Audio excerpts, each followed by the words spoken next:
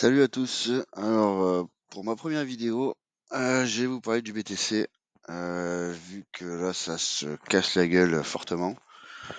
Je pense que pour moi, c'est pas prêt d'arrêter. On va regarder un petit peu tout ça.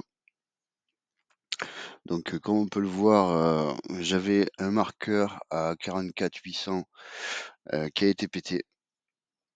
Je pense que pour moi, celui-là est assez décisif. Là, on est en train de se vautrer. Heu la Kinjun est passée au-dessus de la Tenkan, c'est pas bon. Le Kumo, c'est pareil, la SSA, elle est passée en dessous de la SSB. Le cours est dessous le nuage.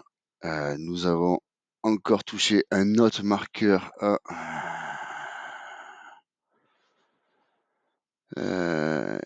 40 800, ouais, celui-là là, 40 927. Et je pense que si on le pète en 4 heures, c'est pas bon. Bon là, on est remonté un petit peu, mais bon, ça veut rien dire. Quand on regarde les bandes de Bollinger et le RSI, c'est pas propre, selon moi, pour changer de tendance et repartir à la hausse. Ceci était en 4 heures. On va passer en journalier. Alors, en journalier, voilà. En journalier, ça pue aussi. Ça pue pareil. La Tenkan a croisé la Kinjun, on est sous le nuage. La Chikou a traversé le cours. Là, on a passé aussi une petite mèche, comme voilà ici. Alors comme on peut voir, la Chikou est dessus, elle est en train de travailler. Mais il nous reste que 9 heures avant confirmation. Si dans 9 heures on confirme et que ça a pété, c'est mort. Je vous le dis honnêtement, c'est mort, on part à 35. On partira à 40, enfin 41 quasi, puis 35. Cette zone-là, pour moi, c'est une zone de range qu'on a fait pendant un bon moment, qui a été assez décisive. Pour moi, je pense que si on arrive à rentrer dans cette zone-là, ça peut être soit un signal d'achat, soit ça pète tout et ça continue, je veux dire, ça le traverse, mais d'un coup, et là, c'est mort, quoi. Voilà. Donc, un daily, c'est pourri. En weekly, alors c'est dommage, on a encore des indicateurs qui sont propres pour certains. Tenkan, Kinjun, c'est propre. SSA, SSB, c'est propre. Mais on voit que ça va pas tarder à croiser, quoi. On voit que ça va pas tarder à croiser. La Chikou est en train de buter sur les 41,8 là, 41,9, 41,8. Elle a traversé la Tenkan, la Chikou.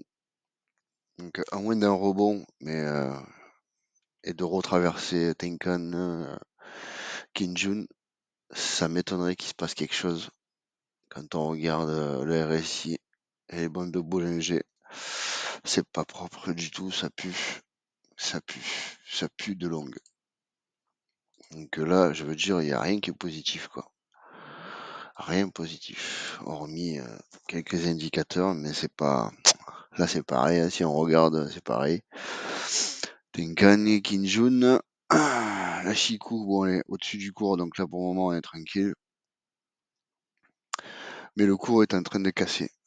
Et je pense qu'on va on va vraiment venir taper là. On va venir taper au 35. C'est une évidence. C'est une évidence. Après, si on pète les 35, je sais pas si vous voyez, mais bon, on revient au plus haut de la bulle de 2017. Voilà. Pour moi, je pense que si on rentre là-dedans, pour moi, ça sera peut-être un petit premier signal d'achat, où je pense que je vais recharger un peu.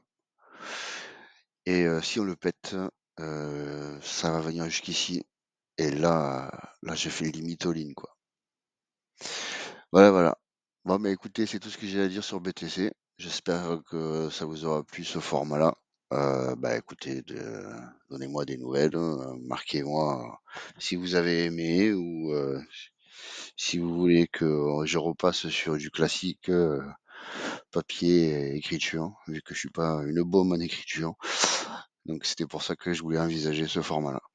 Voilà, voilà, bah écoutez, bonne journée et ne vendez rien tant que le marché ne s'était pas stabilisé, surtout si vous avez acheté plus haut que le marché où il est actuellement. Voilà, la patience est une vertu. Soyez patient, ça va remonter. Tôt ou tard, ça va remonter. Mais pas pour tout de suite, je crois. Va falloir attendre un petit pneu. Hein? Voilà. Allez, bonne journée. Et meilleurs vœux.